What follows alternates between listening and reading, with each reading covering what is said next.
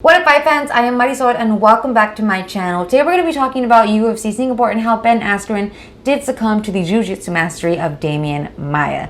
So at this point we do have Ben Askren, who has 2 losses in a row now in the UFC, and quite frankly has been performing in a lackluster fashion overall in this organization. So is it time for him to really start considering this as the right time for his retirement?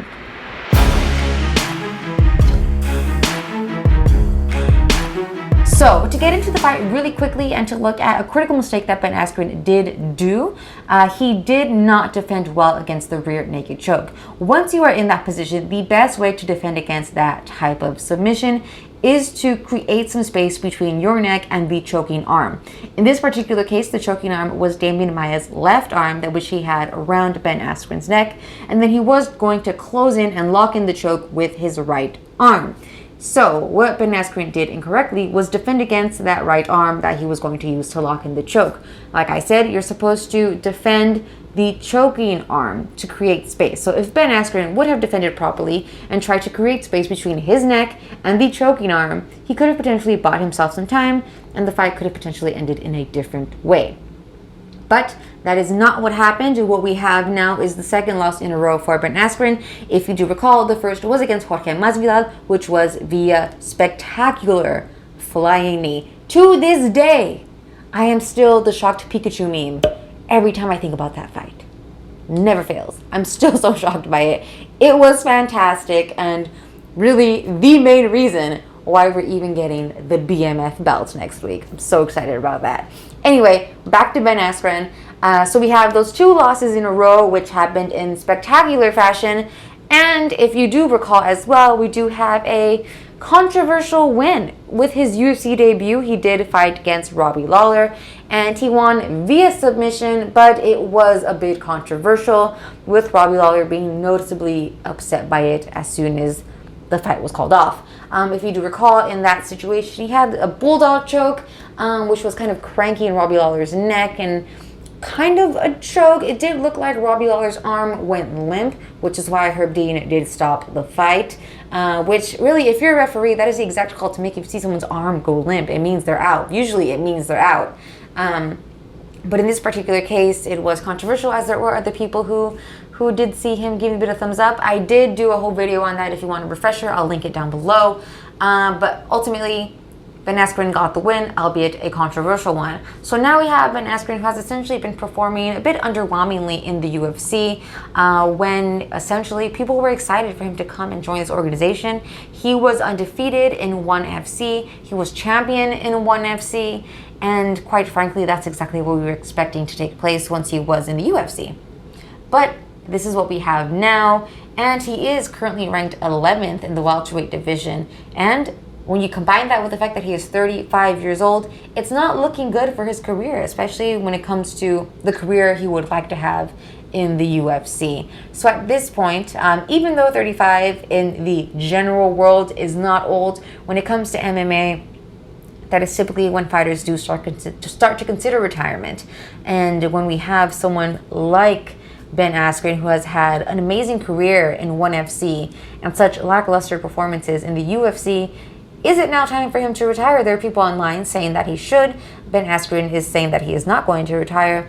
And quite frankly, I do agree with Ben Askren at this point. I think it's a little bit too soon to say that he should retire. Perhaps I'm still just a little bit too hopeful for his career, but I do think that it's too soon. 2 fights and 2 losses in a row, I think are not quite definitive. I think if we start to get 3 losses in a row, you know, it's like you have that 4th fight is really your win or lose. It's your win or lose moment there. We're not quite at that pivotal junction yet. However, I do think it will take quite a drastic improvement on his part to really continue moving forward in the rankings. Given the fact that he is 35 years old and he is currently ranked 11th in the UFC, it does not seem likely that he will be able to continue moving up in the ranks quickly enough to be a contender for the belt. Ideally, that would be what would happen. I think it would take him some spectacular finishes for him to actually climb the rankings quickly and to have a title shot.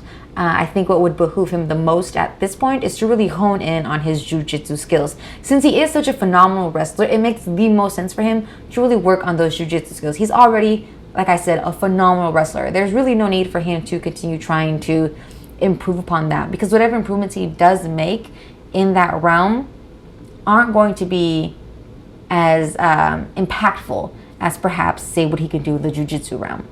So since his game is to take somebody down, he should work on that. So if he takes down a striker, he's going to win all day, every day, taking down a striker. But as we have witnessed, he does have issues against jiu-jitsu grapplers. It is somebody who's also proficient on the ground and has the finishing skills that jiu-jitsu gives one that he does have issue with. So if he then focuses on that to significantly add to his grappling skills, his wrestling skills, it would make him more lethal on the ground, especially somebody who is also a grappler. So with that being said, what exactly does come next for Ben Askren?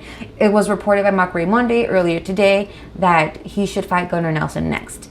Upon further thought about that, I do agree. I think Gunnar Nelson would be a great fight, albeit a very tough one as well. Gunnar Nelson has won 12 of his fights via submission, so Ben Askren would have that challenge yet again, especially if it does not improve upon his jiu-jitsu skills. But what makes this fight make sense is the fact that Gunnar Nelson is also on a 2-fight losing streak and against some top 5 guys in the welterweight division.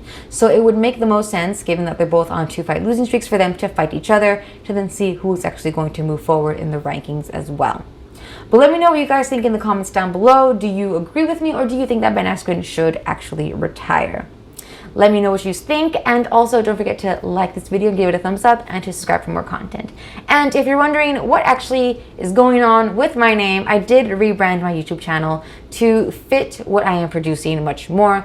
If you've been here for a while, then you would know that I was previously known as Soul Fitness and MMA, but given the fact that I have only been producing MMA content, I wanted to better match the type of content that I produce for all of you guys. So that rebranded, as well as my social media handles. So I am now Marisol Moran Official on Facebook and Instagram, as well as the Marisol Moran on Twitter. So go ahead and follow me on those handles, and don't forget to subscribe here for more content. I'll be seeing you in the next one. Bye.